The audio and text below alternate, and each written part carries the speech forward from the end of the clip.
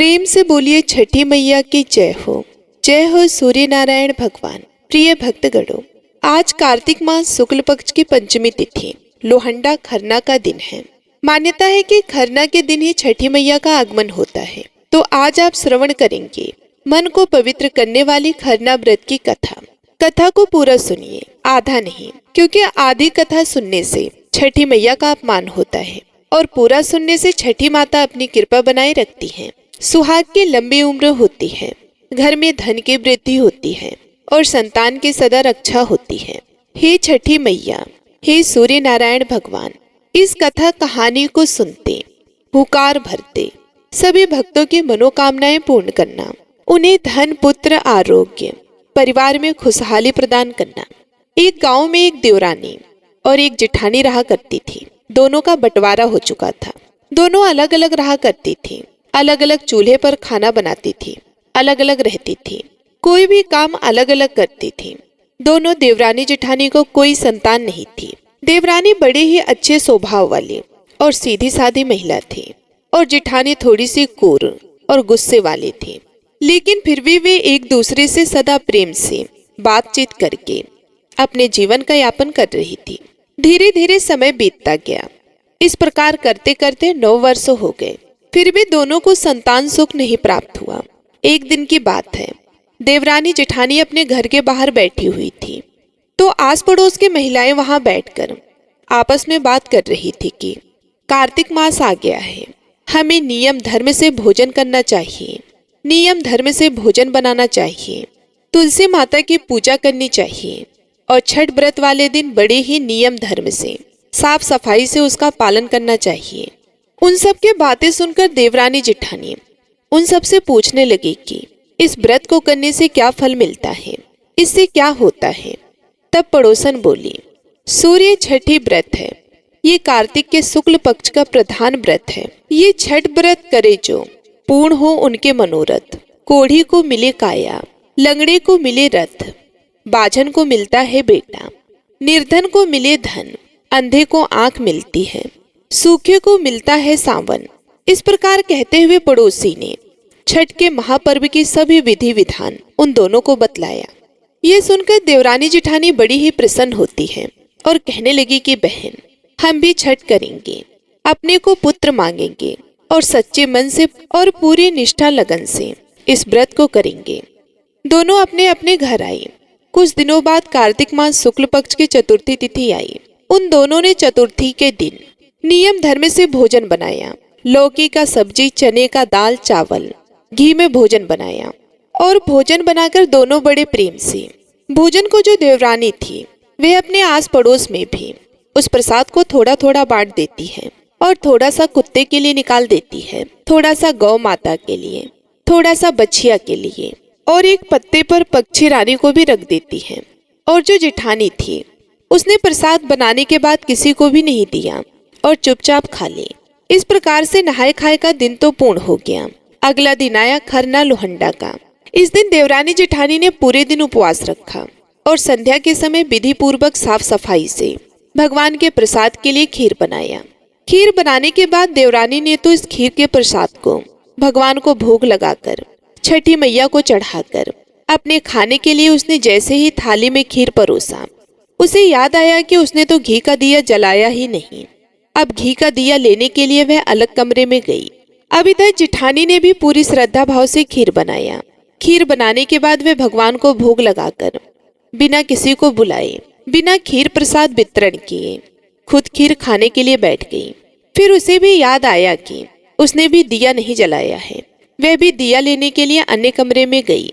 तभी अचानक 2 कुत्ते उनके घर में घुसे और भोजन खाने लगे। अंदर से चप चप की आवाज आई तो दोनों अपने अपने कक्ष से भीतर जाकर देखने लगे। देवरानी ने कुत्ते को खीर खाते देखा तो कुछ नहीं बोली तथा बर्तन में बची हुई बाकी खीर भी बड़ी श्रद्धा के साथ उसके आगे डाल दी। लेकिन जेठानी थाली में मुंह मारते हुए कुत्ते को देखते ही आग बबूला हो गई। उसने कमरे का द्वार बंद कर दिया और डंडा लेकर कुत्ते को इतना मारा कि उसके कमर की हड्डी तोड़ दी। उसकी आंखें फूट गईं, उसका पैर टूट गया। कुत्ते को मारते मारते अधमरा कर दिया। कुत्ता बेचारा अधमरा हो गया।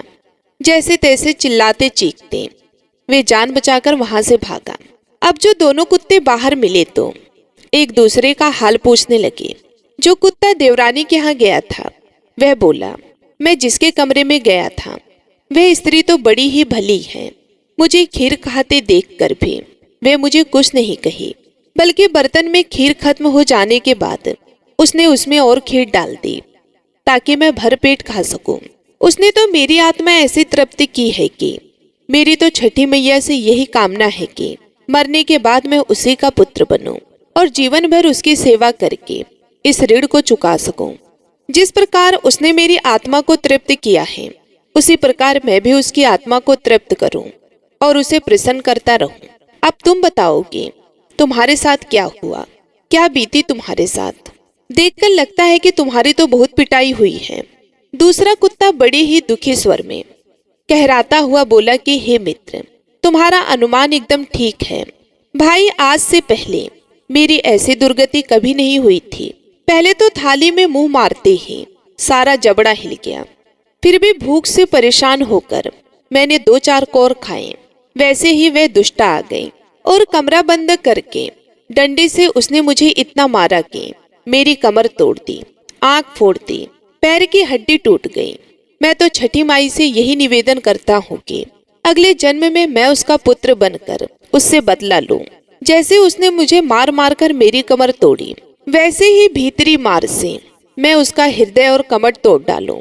देवरानी ने अपने बनाए हुए संपूर्ण खीर को उस कुत्ते को खिला दिया था, इसलिए उसने दोबारा से बर्तन धोए, साफ सफाई की और पुनः आग जलाकर खीर पकाई।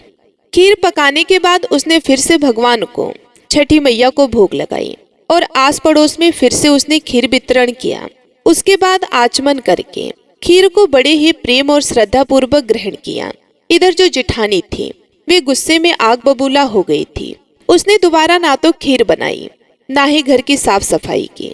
उसके सिर पर तो क्रोध सवार था और उसे बची कुची खीर को ही ग्रहण कर लिया। इस तरह से दोनों देवरानी जिठानी ने अपने छठ व्रत को पूर्ण किया। कहते हैं कि बेजुबान की बद्दुआ बड़ी ही बुरी होती है। इसे देवयोगी कहा जाएगा कि दूसरा कुत्ता जो मार खाया हुआ था वे शीघ्र ही जिठानी के द्वार पर ही मर गया।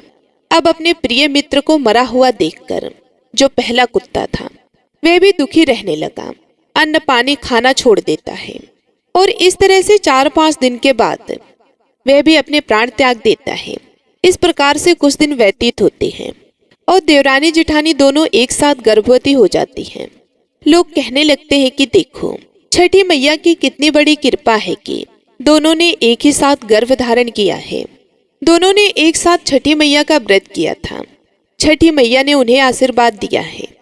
ऐसा करते करते 9 महीना पूरा हो गया और 9वें महीने के पूर्ण होने के बाद 10वें महीने में दोनों देवरानी और जिठानी को एक एक पुत्र रत्न की प्राप्ति हुई। जो मार खाया हुआ दूसरा कुत्ता था वे जिठानी के घर में पुत्र के रूप में आया। पुत्र पाकर जिठानी बहुत ही खुश हुई। पुत्र को लेकर उसने अपने मन में बड़े बड़े सपने बांध लिए थे। मगर अगले साल जब छठ का पर्व आया तो उस दिन जिठानी का लड़का मर गया। जिठानी की तो जैसे दुनिया ही उजड़ गई। वे दहाड़े मारकर रोने लगी, मगर किया ही क्या जा सकता था। जैसे तैसे उसने अपने सीने पर सब्र का पत्थर रख लिया। फिर तो हर वर्ष उसे लड़का होता और छठ के दिन ही मर जाता। जब 3-4 बार ऐसा हुआ तो जिठानी को इस पर कुछ संदेह हुआ कि आखिर मेरा लड़का छठ वाले दिन ही क्यों मरता है। फिर एक रात सपने में उसे वही कुत्ता दिखाई दिया। उसने कहा कि मैं ही बार बार तेरा पुत्र होकर मृत्यु को प्राप्त हो रहा हूँ। तूने मेरे साथ जो व्यवहार किया था मैं उसी का बदला चुका रहा हूँ। छठी मैया ने मेरी पुकार सुनी और मेरे कहने से ही छठी मैया तुझे पुत्र के रूप में मुझे देती हैं और फिर मुझे वापस ले लेती हैं। ये सुनकर जिठानी बड़ी ही दुखी हुई और उसने छठी मैया से क्षमा याचना की। और इसके बाद जब छठ का व्रत आया तो देवरानी जिठानी ने फिर से छठ का व्रत किया। देवरानी का बेटा 5 वर्ष का हो चुका था। इस बार जिठानी ने पूर्ण विधि विधान से छठ का व्रत किया तो उसे भगवान की कृपा से, सूर्य नारायण की कृपा से, छठी मैया की कृपा से फिर से एक पुत्र की प्राप्ति हुई। पुत्र को पाकर जिठानी बड़ी ही खुश हुई। उसका लालन पालन पोषण बड़े ही लगन से करने लगे। जब वह पुत्र बड़ा हुआ तो वे बड़ा ही उद्दंड और माँ को दुख देने वाला हुआ। वह अपनी माँ से कभी भी सीधे मुंह बात नहीं करता, उन्हें दुख देता, चोरी चकारी करता। आए दिन राजा के सिपाही उसे चोरी करने के जुर्म में पकड़कर कैद खाने में डाल देते। जिठानी की बड़ी ही जग हंसाई होती। इस तरह से जिठानी का बेटा अपनी माँ को सदैव दुख दिया करता था। वे जीवित तो हो गया, लेकिन दुख देना नहीं छोड़ा। जिठानी बार बार छठी मैया से प्रार्थना करती रही, लेकिन जो उसने पाप किया है एक ही बार में कहाँ धुलने वाला था। ऐसे ही एक दिन देवरानी के बेटे को अपनी बड़ी माँ का दुख देखा नहीं गया।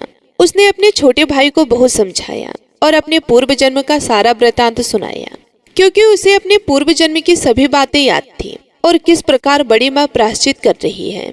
अब उन्हें तुम्हें क्षमा कर देना चाहिए। छठी मैया ने तुम्हें उनके गोद में दिया है, अब तुम उनकी सेवा करो, उन्हें दुख मत दो। वे बड़ी ही निष्ठा से छठ का व्रत रखती हैं। यदि तुम उन्हें इसी प्रकार दुख देते रहोगे तो छठी मैया को कौन मानेगा।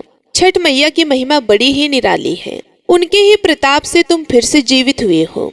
इस प्रकार अपने बड़े भाई के द्वारा समझाए जाने पर वह छोटा भाई समझ गया और उसे भी अपने पूर्व जन्म का स्मरण हो आया। उसने अपनी माता जिठानी को क्षमा कर दिया। इस तरह से वह अपनी माता की सेवा बड़ी ही जतन से करने लगा। छठी मैया की कृपा से पूरा परिवार खुशहाल हो गया। घर में अन्न धन की बरकत होने लगी। देवरानी जिठानी पुत्रवती अखंड सौभाग्यवती हुई। उनके घर परिवार में सुख समृद्धि खुशहाली पुनः वापस आ गई। तो हे छठी मैया, आपकी कृपा बड़ी ही अनंत है, बड़ी ही अनोखी है। हे छठ माता, व्रत करने वाले सभी महिलाओं पर अपनी कृपा दृष्टि बनाए रखना। तो बोलिए छठी मैया की जय हो। प्रिय भक्तगणों, अब आइए श्रवण करते हैं महाप्रसाद खन्ना की बड़ी ही दुर्लभ, अद्भुत और सुंदर कथा। इस कथा को पूरा सुनिए, छठी मैया आपका कल्याण करेंगी। एक गांव में एक ब्राह्मण अपनी पत्नी और बेटी के साथ रहा करता था। उसकी बेटी का नाम चटोरी था। वे इस कारण क्योंकि वे खाना बनाते बनाते जूठा कर दिया करती थी। थोड़ा सा उसमें से लेकर चख लिया करती थी। किसी भी खाद्य पदार्थ को देखकर उसे अपने ऊपर नियंत्रण ही नहीं रहता। इस कारण उसका नाम सबने चटोरी रख दिया था। हालांकि वह कन्या अत्यंत ही रूपवती तथा कामकाजी थी।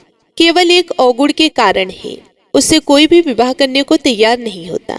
चटोरी के लिए बहुत से रिश्ते आते, लेकिन वह रिश्ता जुड़ने से पहले ही टूट जाते थे। ब्राह्मण को अपनी इकलौती संतान चटोरी के विवाह की अत्यंत ही चिंता होने लगी। चटोरी की माँ ब्राह्मणी छठी मैया की परम भक्त थी। उन्हीं की कृपा से चटोरी का जन्म हुआ था।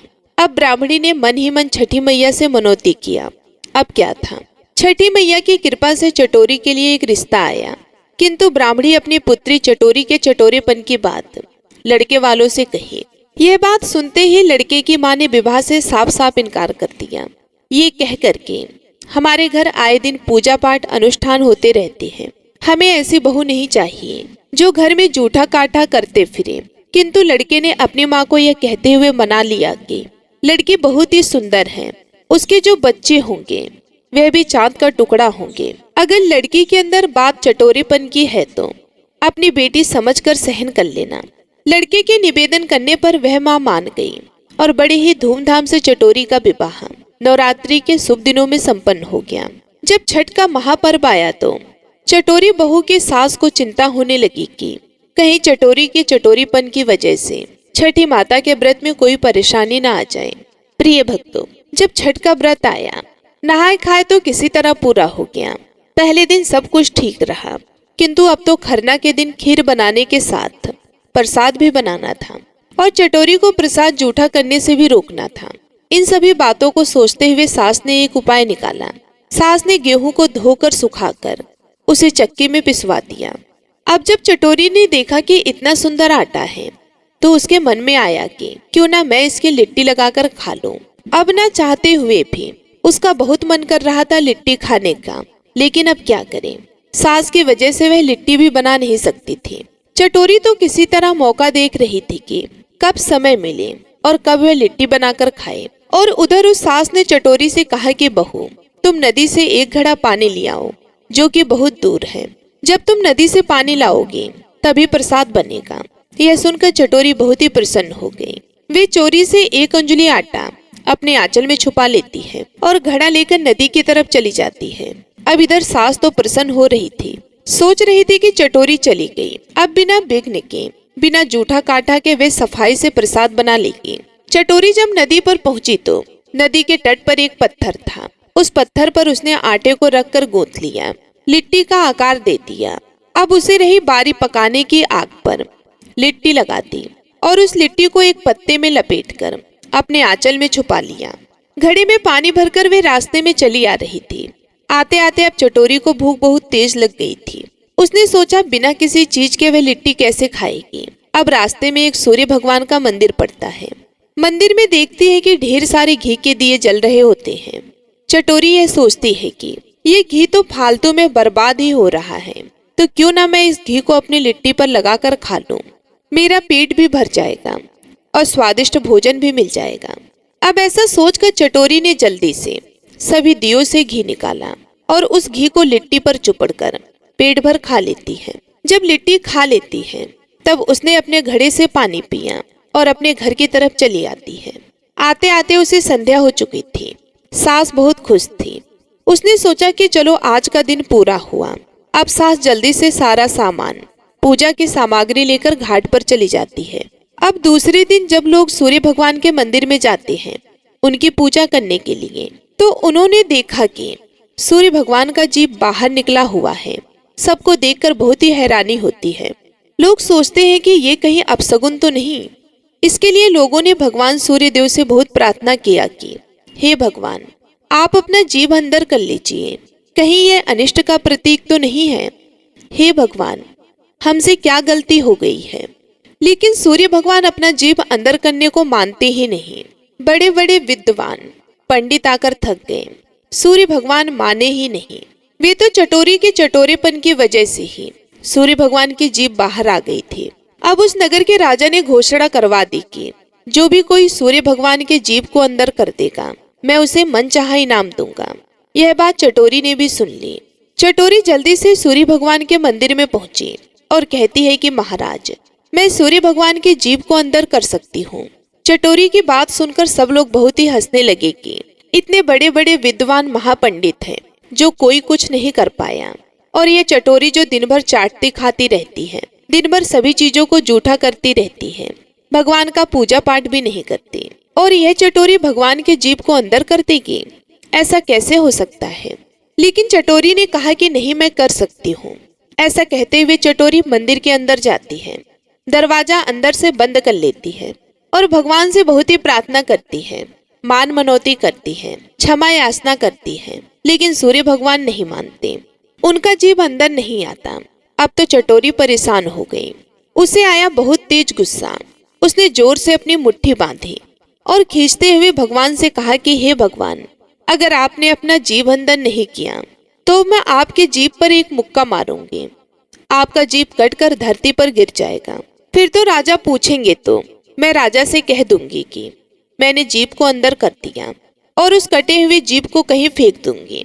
भोली चटोरी की बातों को सुनकर सूर्य भगवान मुस्कुराए और छठी माता भी अपनी उस भोली कन्या को क्षमा कर देती है। अब क्या था, सूर्य भगवान डर के मारे अपनी जीभ को अंदर कर लेते हैं, और जब राजा को पता चलता है कि चटोरी ने भगवान सूर्यदेव का जीभ अंदर कर दिया है, सभी लोग सूर्य भगवान की जय जयकार कर छठी मैया की जय हो का नारा लगाने लगे। चटोरी ने राजा से कहा कि महाराज, आप कुछ भूल गए हैं। आपने मुझसे वादा किया था कि मैं जो भी मांगूंगी आप देंगे। राजा ने कहा कि बिल्कुल मैंने कहा था। तब चटोरी ने कहा कि महाराज, आप मुझे अपना आधा राजपाट दे दीजिए और अपने जैसा एक महल बनवाकर मुझे दीजिए, जहाँ पर मैं और मेरी सासू माँ कुशल पूर्वक अच्छे से खुशी खुशी रहे। अब राजा भी अपने वचन से फिर नहीं सकता था। राजा ने चटोरी को आधा राजपाट दे दिया। अब चटोरी रानी बन गई थी और उसका पति और सास ससुर खुशी खुशी रहने लगे। प्रिय भक्तों, किसी को भूल कर भी छठ पूजा में जूठा काठा नहीं करना चाहिए, ना ही किसी चीज को अपवित्र करना चाहिए। इसका बड़ा ही भयानक परिणाम होता है। छठी मैया बहुत ही क्रोधित हो जाती है और जब प्रसन्न होती हैं तो अन्न धन का भंडार भर देती हैं, सौभाग्यवती बनाती हैं, पुत्रवती बनाती हैं। पूरा घर सुख संपन्न से भर जाता है, घर में खुशहाली होती है। तो इसलिए आप सब इस छठ महापर्व पर कोई भी गलती भूल कर भी ना करें। छठी मैया का आशीर्वाद प्राप्त करें तो एक बार प्रेम से बोलिए, छठी मैया की जय हो, सूर्य नारायण भगवान की जय हो। अब आइए सुनते हैं छठी मैया की अगली कथा। बहुत समय पहले की बात है। एक परिवार में माँ, बेटा और उसकी बहू रहती थी। बूढ़ी माँ छठ माता के परम भक्त थी और वे हर साल छठ माता का व्रत किया करती थी। परंतु बहू नए विचारों वाली थी। वह पूजा पाठ में विश्वास नहीं करती थी। एक बार जब बूढ़ी अम्मा छठ माता की पूजा की तैयारी कर रही थी तो बूढ़ी अम्मा का बेटा आम की लकड़ी तोड़कर घर के लिए ला रहा था और पूजन की सामग्री भी बाजार से खरीद कर ला रहा था। तभी बुढ़िया माँ की बहू बूढ़ी अम्मा पर हंस रही थी और कहने लगी कि अम्मा, दुनिया कहाँ से कहाँ पहुँच गई है। लोग आज आसमान को छू रहे हैं और आज भी आप इतनी अंधविश्वासी हो। पढ़ी लिखी बहू की बातों का बूढ़ी माता पर कोई भी प्रभाव नहीं पड़ा। बूढ़ी अम्मा तो अपने ही धुन में मस्त थी। जब बूढ़ी अम्मा पूजा करने को तैयार हुई, परंतु बहू ने कहा कि माई, यह सब बेकार है। इस उम्र में 3 दिन तक भूखी रहोगी तो बीमार पड़ जाओगी और अपनी सेहत को भी बिगाड़ लोगे। भूख प्यास से ना जाने क्यों लोग खुद को सताते हैं।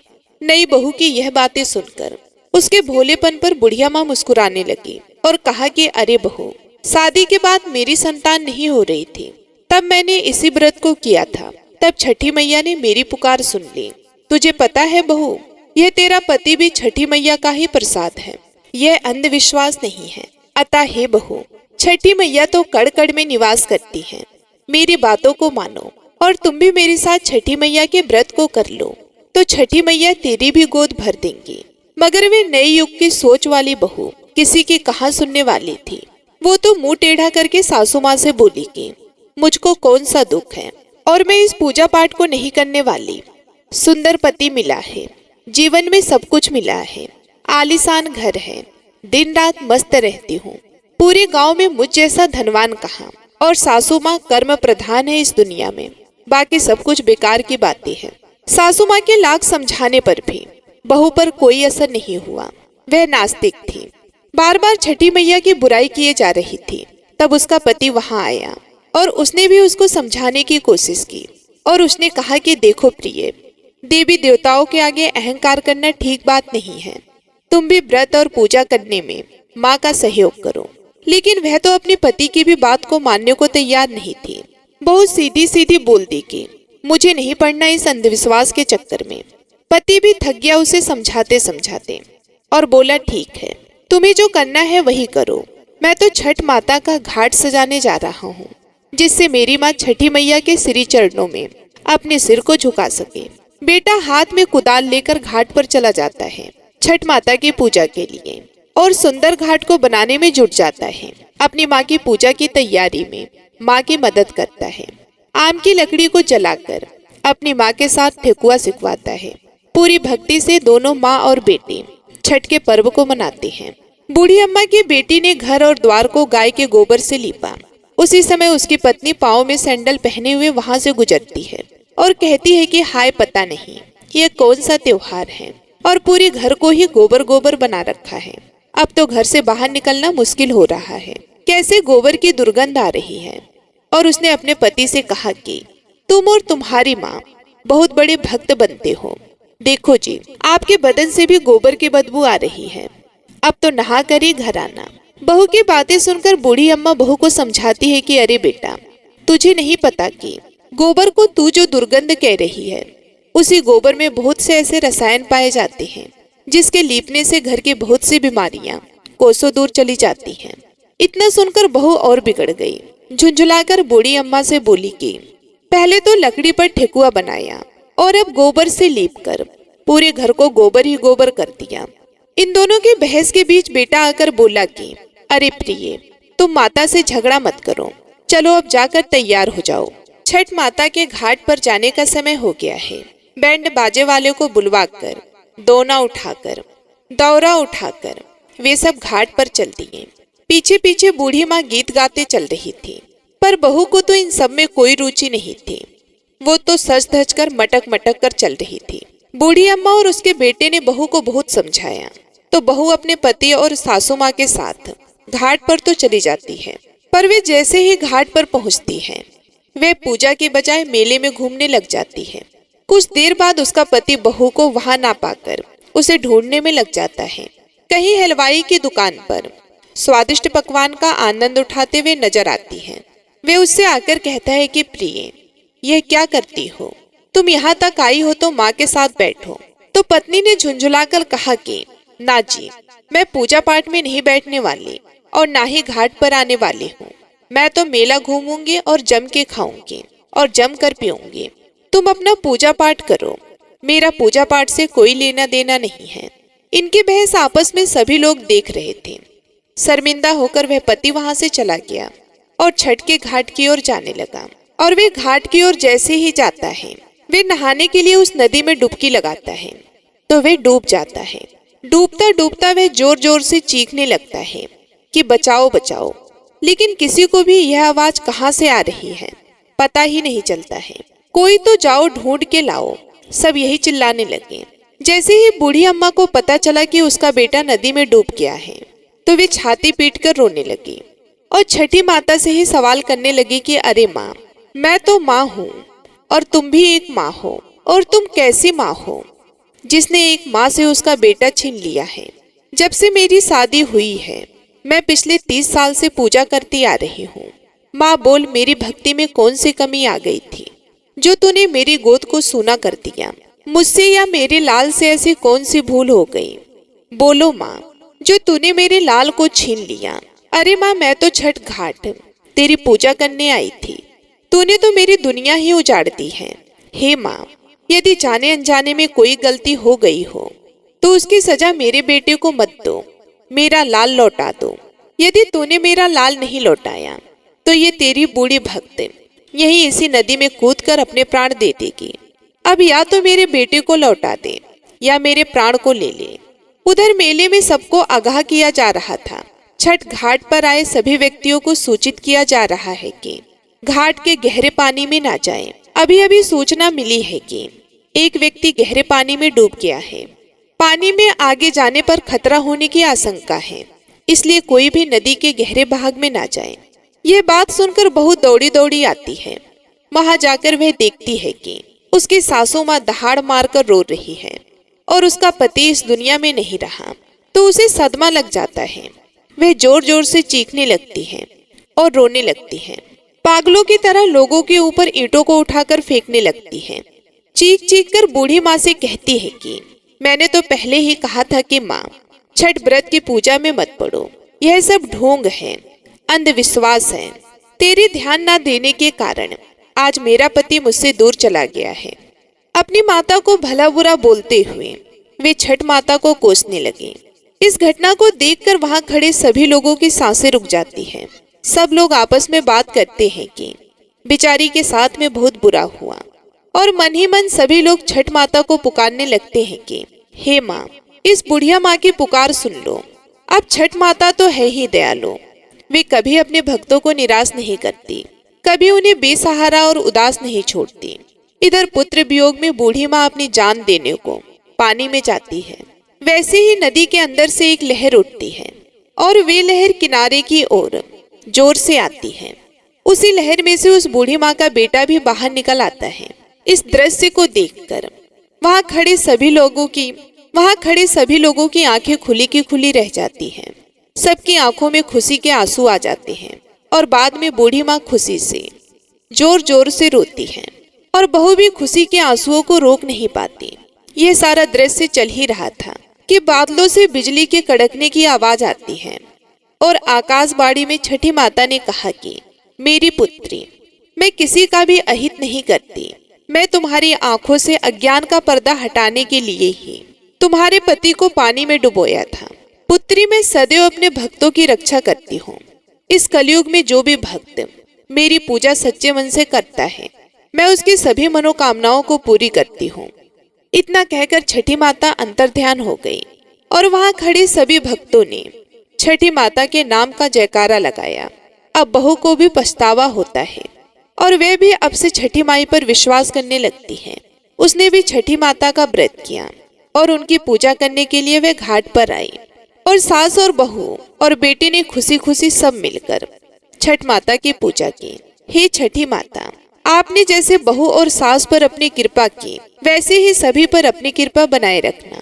प्रेम से बोलिए छठी माता की जय। अब आप सुनिए छठी माता की दूसरी कथा। पौराणिक कथा के अनुसार प्रियव्रत नाम के एक राजा थे। उनकी पत्नी का नाम मालिनी था। दोनों की कोई संतान नहीं थी। इस बात से राजा और उसकी पत्नी बहुत ही दुखी रहते थे।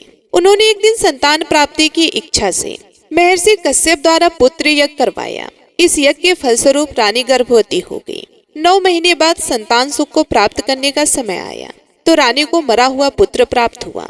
इस बात का पता चलने पर राजा को बहुत दुख हुआ। संतान शोक में वे आत्महत्या का मन बना लेता है। लेकिन जैसे ही राजा ने आत्महत्या करने की कोशिश की तो उनके सामने एक सुंदर देवी प्रकट हुई। देवी ने राजा को कहा कि मैं षष्ठी देवी हूँ। मैं लोगों को पुत्र का सौभाग्य प्रदान करती हूँ। इसके अलावा जो सच्चे भाव से मेरी पूजा करता है, मैं उसके सभी प्रकार के मनोरथ को पूर्ण कर देती हूँ। यदि तुम मेरी पूजा करोगे तो मैं तुम्हें पुत्र रत्न प्रदान करूंगी। देवी की बातों से प्रभावित होकर राजा ने उनकी आज्ञा का पालन किया। राजा और उनकी पत्नी ने कार्तिक शुक्ल की षष्ठी तिथि के दिन देवी षष्ठी की पूरी विधि विधान से पूजा की। इस पूजा के फलस्वरूप उन्हें एक सुंदर पुत्र की प्राप्ति हुई। तभी से छठ का पावन पर्व मनाया जाने लगा। प्रेम से बोलिए छठी माता की जय। अब आप सुनिए सूर्य भगवान की कथा। प्राचीन काल में एक बुढ़िया माई रहती थी। वह नियमित रूप से रविवार का व्रत करती थी।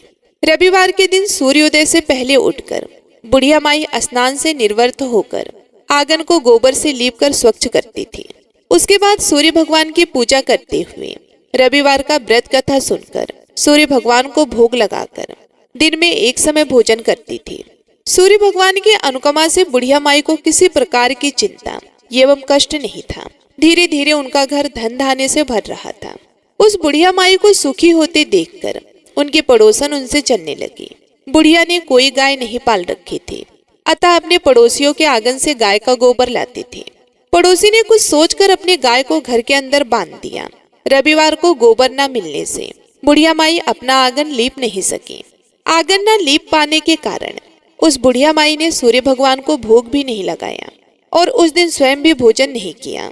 सूर्यास्त होने पर बुढ़िया माई भूखी प्यासी हो गई। प्रातःकाल सूर्योदय से पूर्व उस बुढ़िया माई की आंखें खुली तो वह अपने आंगन में सुंदर गाय और बछड़े को देखकर हैरान हो गई।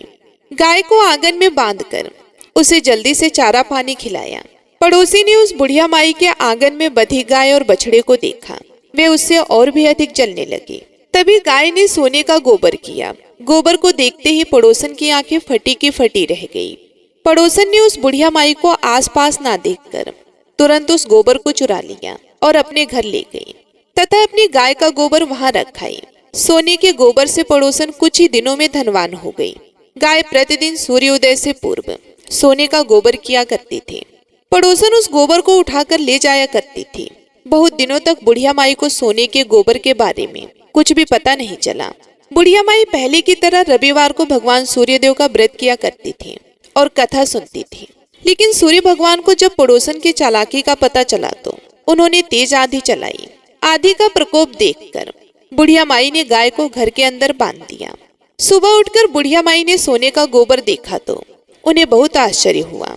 उस दिन के बाद बुढ़िया माई गाय को घर के भीतर बांधने लगी और सोने के गोबर से बुढ़िया माई कुछ ही दिनों में बहुत ही धनी हो गई।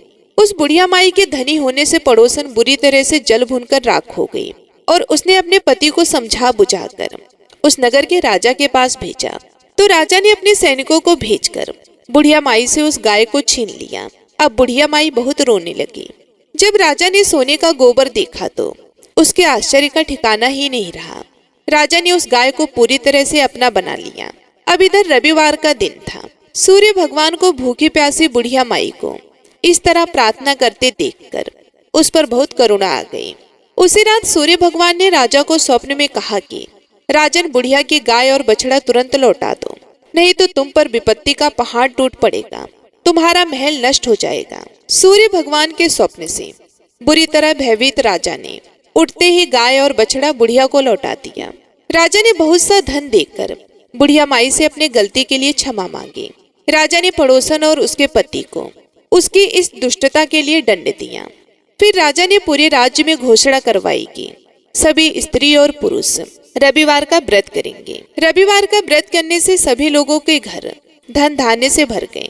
राज्य में चारों तरफ खुशहाली आ गई। स्त्री पुरुष अपना जीवन यापन करने लगे। उसी दिन से हर रविवार को व्यक्ति अपने घर की लिपाई गोबर से करने लगे और भगवान सूर्य देव को प्रसन्न करने लगे।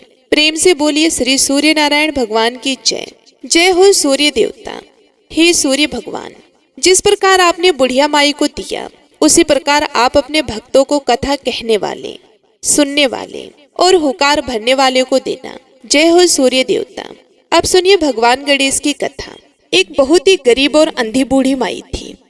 उसका छोटा सा परिवार था जिसमें उसका बेटा और एक बहू रहती थी। बूढ़ी माई की गणेश भगवान में बहुत ही श्रद्धा थी। वे हमेशा गणेश जी की पूजा किया करती थी।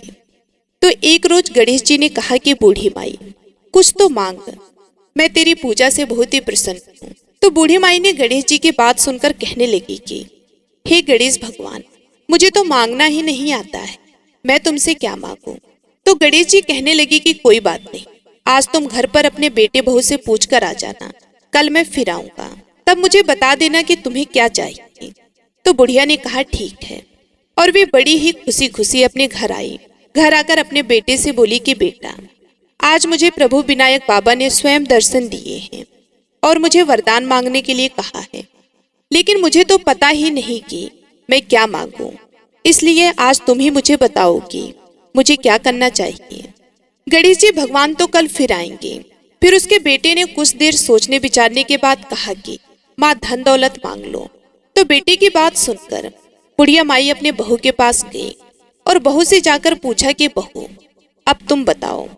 तो सास की बात सुनकर बहू बोली कि माँ जी, हमारी शादी को ना जाने कितना समय हो गया है, अभी तक संतान की प्राप्ति नहीं हुई है, आपको भी पोता चाहिए, तो क्यों ना आप पोता मांग लो। तो बेटे और बहू की बात सुनकर बुढ़िया माई सोचने लगी कि यह दोनों तो अपने मतलब की चीज मांग रहे हैं। मैं अपनी प्रिय पड़ोसन से पूछ कर आती हूँ, वे मुझे सही ही राय देगी कि मुझे क्या मांगना है। तो यह सोचकर बूढ़ी माई पड़ोसन से जाकर बोली कि मुझे तो विनायक जी ने आज दर्शन दिए हैं और कहा है कि कोई वरदान मांग लो। तो मैंने अपने बेटे से पूछा तो बेटा कहता है कि धन मांग लो। बहू ने कहा कि पोता मांग लो। अब तुम मुझे बताओ कि मैं क्या करूं। बेटा बहू तो अपने अपने मतलब की बात कर रहे हैं। तो बुढ़िया की बात सुनकर उसकी पड़ोसन बोली कि हे बुढ़िया माई, ना तो तू धन मांग और ना तो तू पोता मांग, तू कौन सा बहुत दिन जिएगी, थोड़ी दिन की तो तू मेहमान है। तू ऐसा कर, तू अपने लिए आंखें मांग ले, जिससे तू पूरे संसार को देखेगी। तो पड़ोसन की बात सुनकर बुढ़िया माई सोचने लगी कि अगर मैं आंखें मांग लूंगी तो संसार का क्या देखूंगी, जब मेरी बेटे और बहू के अलावा कुछ है ही नहीं। अगर पोते पोतियां होते तो मैं उन्हें अपनी आंखों से देखती। आंखों से देखने लायक मेरे लिए तो कुछ भी नहीं है। यह सोचते सोचते बुढ़िया घर आ गई। सारी रात सोचने विचारने में ही निकाल दी। सुबह जल्दी उठी, नहा धोकर फिर वे गणेश जी के मंदिर चली गई और वहां बैठी मन में सोच रही थी कि ऐसा क्या वरदान मांगूंगी जिससे बेटा बहू भी खुश हो जाएं और मेरा मतलब भी सिद्ध हो जाए। इतनी ही देर में वहां पर गणेश जी आ गए और बोले कि बूढ़ी माई, आज कुछ मांग ले, आज मैं फिर आया। तो वह बोली कि हे गणेश जी भगवान, मैं आपको प्रणाम करती हूँ, मुझे तो और कुछ नहीं चाहिए, मुझे आंख दे दो, जिसे सोने के कटोरे में पोते को दूध पीता हुआ देख सकूं और अंतकाल में मोक्ष दे दे। तब गणेश जी बोले कि बूढ़ी माई, तूने तो मुझे ठग लिया, तूने तो भोली बनकर सब कुछ मांग लिया। और मुस्कुराने लगे और कहा कि बूढ़ी माई, जैसा तुमने कहा है वैसा सब कुछ तुम्हें मिल जाएगा। ये कहकर गणेश जी वहां से अंतर्ध्यान हो गए और बूढ़ी माई को मांगे अनुसार सब कुछ मिल गया। हे गणेश जी भगवान, जैसे आपने बूढ़ी माई को दिया वैसे सबको देना और अपनी कृपा दृष्टि हम सब पर बनाए रखना। बोलिए गणेश जी महाराज की जय। उम्मीद करती हूँ कि ये कथा आप सभी लोगों को बेहद ही पसंद आई होगी। यदि हमारी कथा आप सभी लोगों को अच्छी लगी तो वीडियो को लाइक करके चैनल को सब्सक्राइब कर लें और कमेंट बॉक्स में छठी मैया की जय हो जरूर लिखें।